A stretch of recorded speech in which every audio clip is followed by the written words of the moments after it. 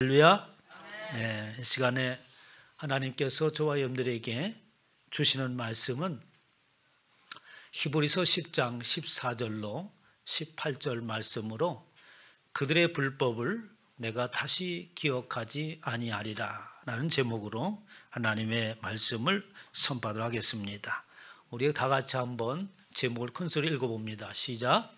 그들의 불법을 내가 다시 기억하지 아니하리라. 아멘. 아까 참 광고 시간에 잠깐 한다는 게 우리 학생들이 나가가지고 내가 말 못했는데 우리 학생들 반가워요. 우리 학생들이 오면은 내가 갑자기 젊은 피를 수혈받는 것 같아가지고 힘이 넘치는 것 같아.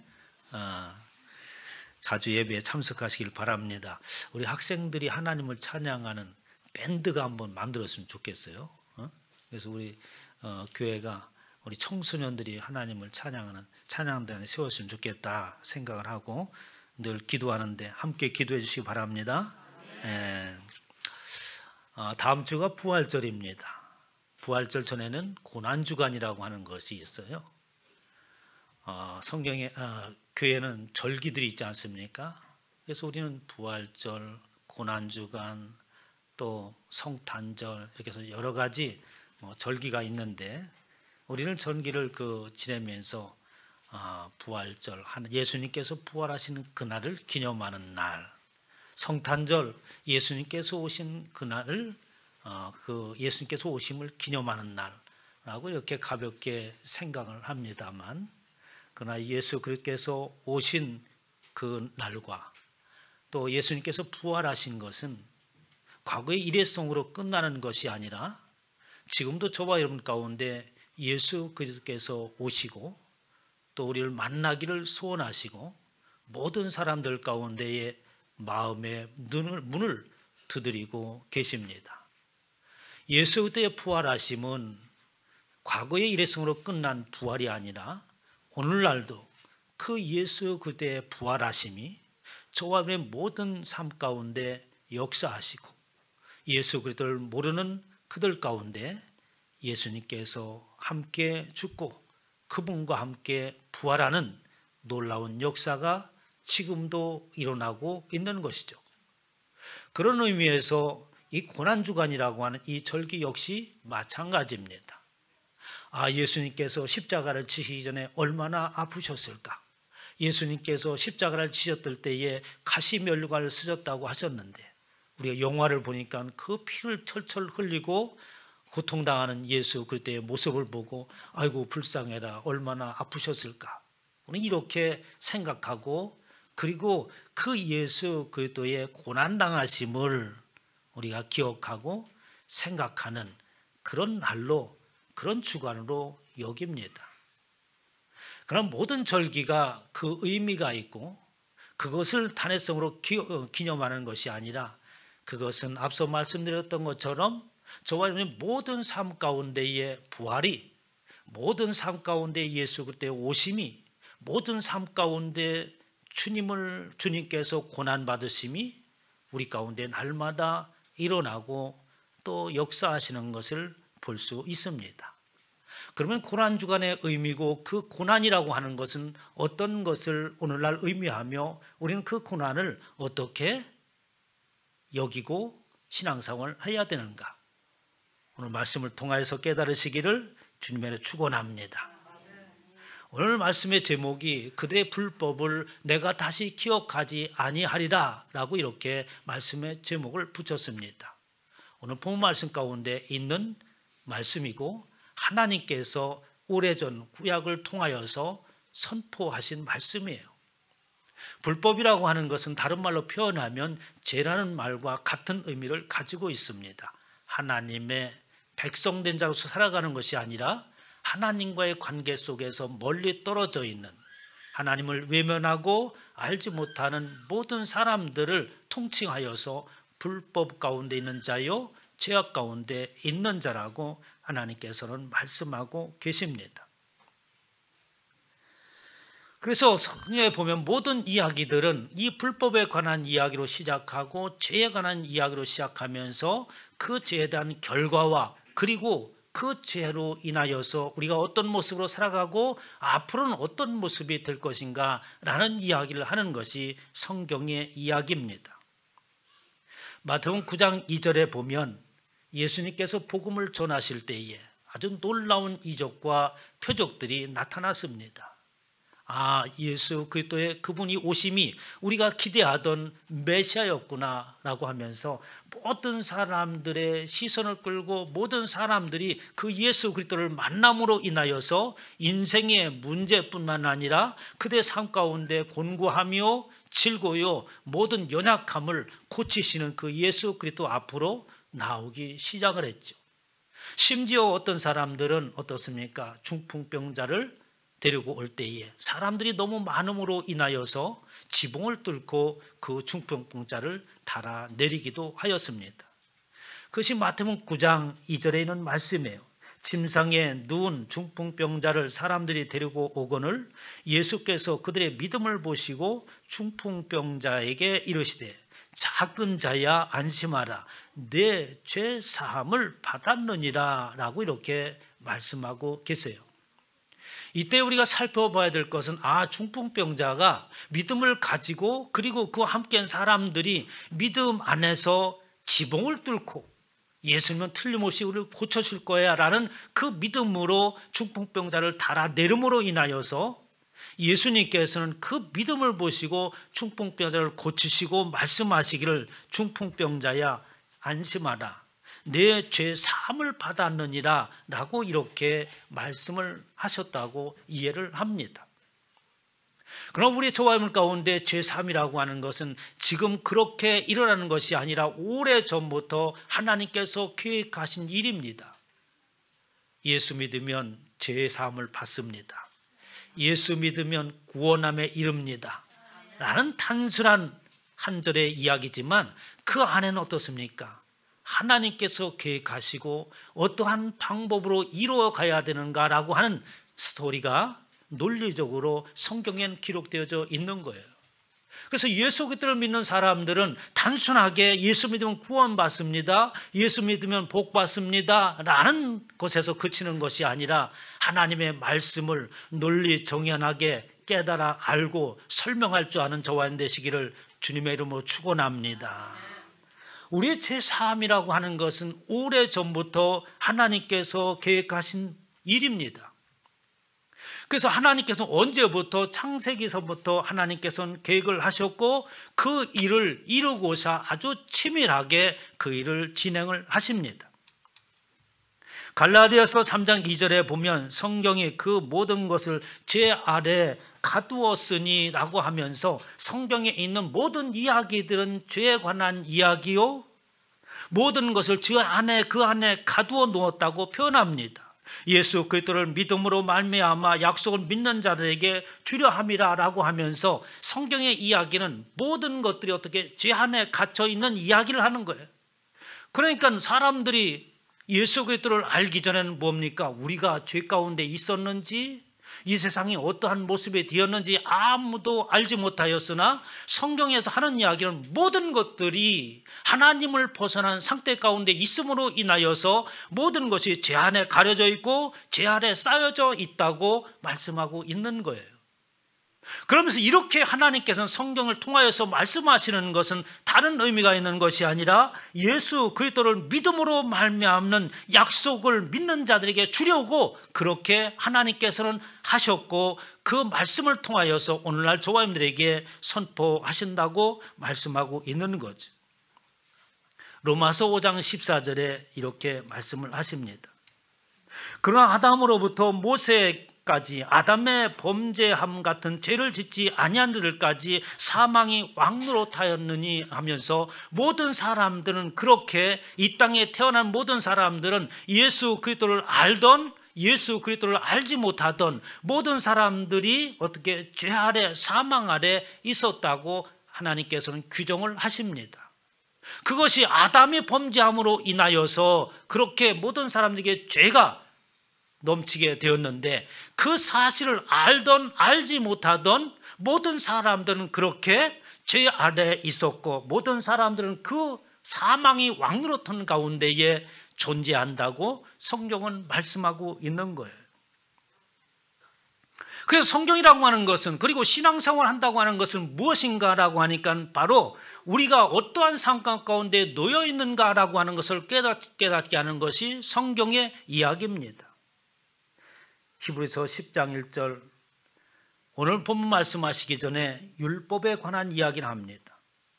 율법은 장차 올 좋은 일의 그림자일 뿐이요 참 형상이 아니므로 해마다 늘 드리는 같은 제사로는 나오는 자들을 언제나 온전하게 할 수 없느니라 라고 하면서 율법을 통하여서 하나님께서는 죄의 문제를 어떻게 해결하는가라고 하는 것을 성경을 통하여서 가르칩니다.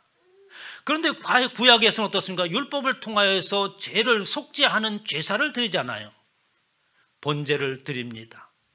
죄를 보면 1년에 한 번씩 모든 사람들은 번제를 드려야 돼, 제사를 드려야 되지만 그 제사 드리고 율법에 그것을 행하는 것은 무엇이냐라고 하니까 그것은 장차 올 좋은 일의 그림자일 뿐인 것이다 라고 하면서 구약에 있었던 율법이요 제사 드리는 것은 다른 것이 아니라 그림자요 한 모형에 불과한 것이고 그것을 통하여서 죄를 알게 하기 위함이라고 성경에서는 말씀을 하십니다. 그래서 그렇게 율법을 통해서 제사 드리는 것으로서는 어떻게 죄를 용서함 받거나 죄사함을 받거나 죄를 없이 할 수는 없다, 불가능한 일이다라는 것을 성경에서 말씀하시죠. 그렇지 아니하면 섬기는 자들이 단번에 정결하게 되어 다시 죄를 깨닫는 일이 없으리니, 그렇게 하지 아니하면 어떻게 하겠습니까? 사람들이 죄라고 하는 것을 깨닫지 못한다고 하는 거예요. 그래서 모형에 불과한 그것을 통하여서 제사를 드림으로 해서 우리는 1년에 한 번씩 수시로 제사를 드리고 우리의 죄의 문제에 관해서 심각하게 생각하지 아니하면 안 된다라고 하는 것을 어떻게 그 땅에 살아가는 모든 백성들로 하여금 알게 하셨다고 말씀을 하는 거예요. 그러나 이제 제사들에는 해마다 죄를 기억하게 하는 것이 있나니 이는 황소와 염소의 표가 능히 죄를 없이 하지 못함이라라고 하면서 율법은 구약을 통하여서 하나님께서 우리에게 말씀하시는 것은 바로 죄를 알고 죄를 기억하고 저와 모두가 다 사망 가운데 놓여 있다고 하는 것을 깨닫게 하기 위함이라고 말씀을 하세요. 그러면 이런 일들은 언제부터 그렇게 계획하셨고 언제부터 어떻게 시행되어졌는가 하는 겁니다. 오늘 말씀 14절 이렇게 말씀하죠. 한번 14절 한번 크게 같이 한번 읽어볼까요? 시작. 그가 거룩하게 된 자들을 한 번의 제사로 영원히 온전하게 하셨느니라 라고 하면서 거룩하게 된 자들, 그리고 한 번의 제사를 통하여서 영원토록 온전하게 되었다라고 말씀을 하시죠. 온전하게 되었다고 하는 것은 완성되었고 마무리되었고 모든 일들이 끝나게 되었다고 말하는 겁니다. 예수님께서 이 땅에 오셨을 때에 예수님께서 우리에게 기도를 가르치시죠. 여러분들이 말씀을 듣고 끝날 때에 주기도문을 하잖아요. 주기도문을 잘 이어오고 있습니다. 누가복음 11장 2절에 보면 예수님께서 기도를 가르치시면서 첫마디에 이렇게 말씀을 하세요. 예수께서 이르시되 너희는 기도할 때에 이렇게 기도하라. 아버지여 이름이 거룩하게 여김을 받으시오며 나라가 임하옵시며, 그리고 그 뒤에 이어서 뜻이 하늘에서 이루어진 것 같이 땅에서도 이루어지리다 라고 기도를 하라는 거예요. 그 말을 우리의 말로 풀어보면 아버지의 이름이 거룩히 여김을 받아야 되겠습니다. 그리고 하나님께서 뜻하신 바 그 나라가 이 땅 가운데에 임하여야겠습니다. 그 뜻은 하늘에서 이루어졌고 이제 그 뜻이 이 땅 가운데서 이루어져야 됩니다. 이런 말입니다. 그러니까 우리의 기도라고 하는 것은 뭐예요? 예수님께서 왜 특별한 기도를 가르쳐 주셨을까요? 저런데 기도하는 모습을 보면 모두가 다 누구의 소원을 빌어요? 저와 여러분의 소망을 빌지 않습니까? 그런데 예수님께서 기도를 가르치실 때에 하나님의 뜻을 기도하라고 말씀하세요. 하나님께서 이루고자 하시는 것, 하나님이 소망하시는 것이 무엇인가 알고 그것을 기도하라고 말씀을 하시는 것입니다. 그 기도는 다른 것이 아니라 하나님의 이름이 거룩히 여김을 받아야 써야 되는데 오늘날 그 하나님의 이름이 거룩히 여김을 받지 못하였다고 하는 거예요. 왜? 이 땅에 살아가는 모든 사람들이 하나님을 거룩히 할 수 있는 존재가 되어지 못하였기 때문에 그런 것이죠.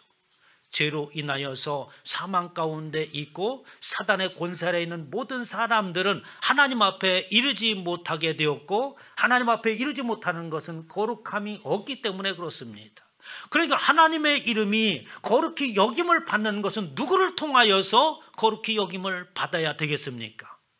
저와 여러분의 삶이요, 믿음이요, 신앙을 통하여서 하나님께서 함께 하시는 그 증거의 삶을 통하여서 하나님을 거룩하게 하게 하는 줄 믿으시기 바랍니다. 물론 그렇다고 해서 하나님은 우리가 거룩하게 안 하게 한다고 해서 거룩하신 분이 못 된다고 하는 의미가 아니에요. 하나님은 그 자체로서 거룩한 분이시지만 하나님의 소망은 내가 만든 그 사람들을 통하여서 그 거룩함이 드러내기를 원하신다는 말씀이에요. 그리고 하나님의 나라가 이 땅 가운데 임하여서 하나님께서 왕이 되시고 하나님께서 다스리시는 그 나라가, 에덴 동산에 있었던 그 나라가 어떻습니까? 잠김을 받았지만 이제는 그 나라가 다시 열리고 하나님의 통치하심이 있기를 하나님께서는 간절히 기대하시고 그 안에 하나님의 백성이 사시기를 원하는 거죠. 그 뜻은 하나님 안에서, 하늘을 세워가는 것은 하나님의 안에서라고 하는 겁니다. 그 안에서 이루어지고 하나님의 계획대로 이 땅 가운데 이루어지기를 원합니다 라고 주님께서 기도를 하라고 가르치십니다. 앞서 말씀드렸지만 그러면 어느 때부터 어떠한 모습이었기에 예수님께서 이 땅에 오셔서 이러한 기도를 가르치셨는가요? 에베소 4장 1장 4절에 보면 그 창세전에 그리스도 안에 우리를 택하사 우리로 사랑 안에서 그 앞에 거룩하고 흠없게 하시려고 하나님께서는 창세전에 이 세상 우주 만물을 조성하시기 그 전에 이미 하나님께서는 그렇게 계획을 하셨다고 하는 겁니다. 우리는 그리스도 안에서 그의 은혜의 풍성함을 따라 그의 피로 말미암아 속량코 제사함을 받았느니라. 그렇게 하나님께서 만세전부터 계획하시고 그 일들을 이루는 것은 다른 방법이 아니요 세상에 어떤 특별한 능력 있는 자가 있어서 그 일을 이루는 것이 아니라 오직 하나님께서 예수 그리스도를 통하여서 그 일을 이룬다고 말씀을 하십니다. 어떠한 방법으로? 그의 피로 말미암아 속량코 죄 사함을 받게 하셨다고 말씀하시는 거예요. 그러므로 주님께서 오늘 이렇게 말씀하십니다. 17절에 보면 또 그들의 죄와 그들의 불법을 내가 다시 기억하지 아니하리라 하셨으니 이것들을 사하신즉 다시는 죄를 위하여 제사를 드릴 것이 없다라고 말씀을 하십니다. 고린도서 6장 14절에 보면은 의와 불법이 어찌 함께하며 빛과 어둠이 어찌 사귀며 라고 말씀하고 있어요. 예수 그리스도께서 이 땅에 오시면 아주 특별한 상황이 이 땅 가운데 전개됩니다. 하나님께서 만세전부터 계획하신 과정 가운데 이 세상 우주 만물을 창조하시고 그 일들을 예고하시며 첫 번째 창세기 1장에 말씀을 하십니다. 여러분 창세기 1장 2절에 보면 이 땅이 어떠한 가운데 놓여 있다고 얘기합니까?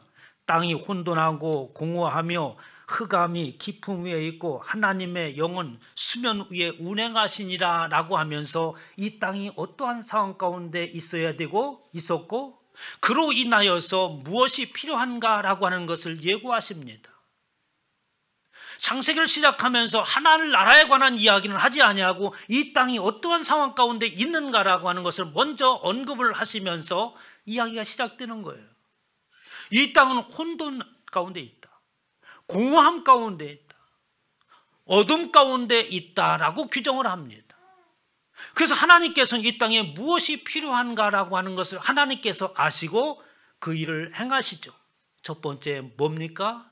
어둠이요 흑암이요 공허하며 혼돈 가운데 있는 이 땅 가운데에 꼭 필요한 것이 무엇이겠습니까? 빛이라고 하는 것을 하나님께서 주십니다. 그래서 창세기 시작하면서 어둠이 있었고 그 어둠을 해결하는 방법은 다른 방법이 안 나는 것이 아니라 가장 우선시 되어지는 것은 그 안에 빛이 존재하는 거예요. 빛이라고 하는 의미는 참 여러 가지로 해석을 할 수 있잖아요. 어둠을 밝히는 것도 되는 것이고 길을 인도하는 것도 되는 것이고 빛이라고 하는 건 생명이라는 의미를 가지고 있는 것이고 이렇게 모든 것에 있어서 가장 귀한 것을 하나님께서 먼저 창조를 하십니다. 창세기 1장 4절에 보면 빛이 있으라 하시니 그 빛이 하나님 보시기에 좋았더라. 하나님이 빛과 어둠을 나누시고 그리고 낮과 밤을 주관하게 하셨다라고 이렇게 말씀을 하세요. 예수 그리스도의 오심을 뭐라고 얘기합니까, 여러분? 예수 그리스도의 오심을 빛이 이 땅 가운데 오셨다고 말씀하잖아요. 요한복음 12장 46절에 보면 나는 빛으로 세상에 왔나니라고 하면서 하나님께서 어둠이요 흑암과 공허함과 혼돈 가운데 있는 그곳에 빛을 하나님께서 조성하셨던 것처럼 그 일들이 실제적으로 예수 그리스도께서 이 땅에 오심으로 인하여서 실현되었습니다. 예수 그리스도께서 빛으로 이 땅에 오셨습니다. 이제 중요한 것은 이제부터 시작이에요. 왜? 어둠 가운데 빛이 있음으로 인하여서 어떠한 상황들이 전개됩니까? 여러분, 한 공간에 어둠이 있다가 그 안에 빛이 비치면 어떻게 했어요? 어둠은 순식간에 사라지는 거 아니겠습니까?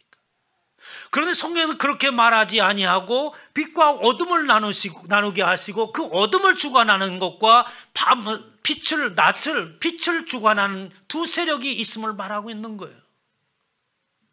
실제적으로 현상적으로는 한 공간에 빛이면 빛, 어둠이면 어둠 둘 중에 하나만 존재하지만 이 세상에는 빛과 어둠이 공존한다고 말씀하고 있는 거예요. 그러므로 인하여서 우리가 이 땅 가운데 어떻게 살아가야 되고 예수 그때의 그 고난이 앞서 말씀하신 것처럼 과거에 예수님께서 십자가를 지시기 위해서 고난을 당하셨더라. 그 고난이 얼마나 우리를 살리기 위해서 고통당하시고 우리를 살리기 위해서 얼마나 아픔을 당하셨는가 이런 이야기가 아니라고 하는 거예요. 그 고난은 오늘날 저와 여러분 가운데 있어야 될 고난이요. 그 고난은 두 세력이 한 공간에 함께 존재하고 있기 때문이었습니다. 어둠과 빛이 치열한 싸움을 벌이고 있는 거죠. 골로새서 1장 24절에 보면 이렇게 이야기합니다. 사도 바울이 말하지 않습니까? 나는 이제 너희를 위하여 받는 괴로움을 기뻐하고 그리스도의 남은 고난을 그의 몸된 교회를 위하여 내 육체에 채우노라 라고 하면서 사도 바울이 하는 일이 사도 바울이 예수 그리스도를 만나고 지금 내가 무엇을 하는가라고 하니까 그는 예수 그리스도의 그 남은 고난을 자기의 육체에 자기의 삶에 채워나가는 것이다 라고 말하고 있는 겁니다. 여러분, 성도의 삶은 예수 그리스도의 남은 고난을 우리의 삶 가운데 채워가는 것인 줄 믿으시기 바랍니다. 그냥 끝난 것이 아니야. 우리에게는 어떻게 새로운 고난이 있는데 그것은 예수 그리스도를 믿으면 이거 큰일이 생기는 건가? 이런 얘기가 아니에요. 과거에 알지 못하던 경험 못하던 큰 어려움이 생긴다는 말인가? 이런 것이 아닙니다. 앞서 말씀드렸던 것처럼 이 세상은 우리가 살아가고 있는 세상은 두 세력이 존재하고 있기 때문이었습니다. 빛과 어둠이 존재하는 가운데에 영적인 치열한 싸움을 통하여서 일어나는 고난이 저와 여러분 가운데 있는 것이고 이것은 예수 그리스도께서 오래전에 끝난 고난이 아니라 우리에게 남겨주시고 그 남겨진 고난을 우리의 삶을 통하여서 어떻게 채워감으로 인하여서 하나님의 구원의 역사요 하나님의 부활의 역사요 하나님의 놀라운 회복의 역사를 계속해서 이뤄내게 하시는 줄 믿으시기 바랍니다. 그래서 우리의 삶은 그런 거예요. 계속해서 하나님의 놀라운 역사가 우리의 연배의 삶을 통해서 무엇을 그 삶이라고 하는 것은 두 빛과 어둠의 치열한 영적인 전쟁을 통해서라고 하는 거예요. 그래서 예수 그리스도를 믿는 사람들은 눈동자에 빛이 나야 됩니다. 깨어 있어야 되는 거예요. 세상에서 어떤 것을 얻으려고 눈을 부라리는 그런 눈이 아니라 어둠의 세력을 불의한 세력을 싸워 이기려고 하는 그런 믿음의 용사로서 어떻게 눈이 빛나야 되는 거예요. 우리는 그것을 오해하고 있지 않습니까?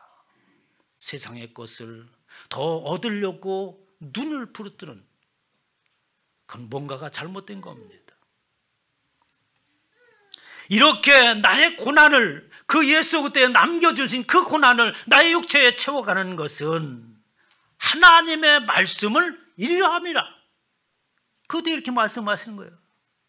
골로새서 1장 25절에 28절부터 하나님의 말씀을 이루어가는 것이고 그것은 곧 그분이 원하시고 기대하시는 영광의 소망이시고 각 사람을 그리스도 안에서 온전한 자로서 세우려고 함이니 나도 내 속에서 능력으로 역사하시는 이 역사를 따라서 힘을 다하여 수고하노라.